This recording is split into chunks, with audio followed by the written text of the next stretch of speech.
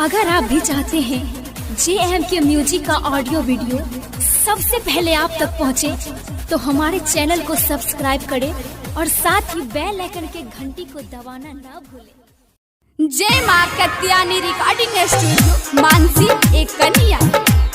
जो जो के हार जाई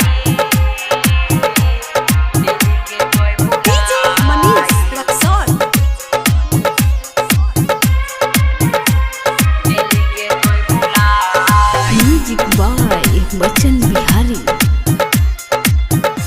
जो जो के हार जाई दिल के तोय भुलाई, जो जो के हार जाई दिल के तोय भुलाई। कलियो कौन गलती जे दिली हमारा जखम, याब दर्दो ना सहल जाई। जो जो के हार जाई दिल के तोय भुलाई, जो जो के हार जाई दिल के तोय भुलाई।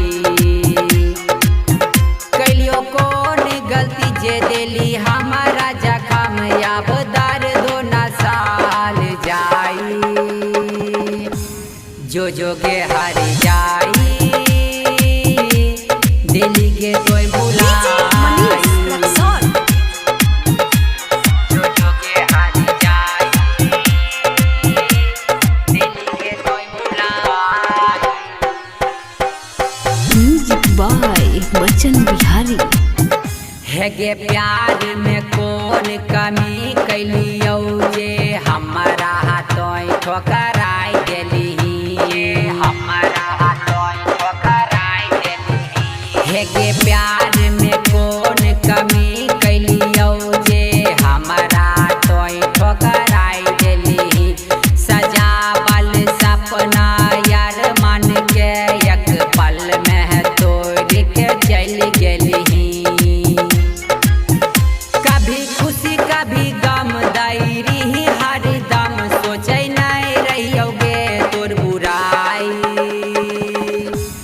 जो जो के हार जाई दिल के तोय भुलाई, जो जो के हार जाई दिल के तोय भुलाई।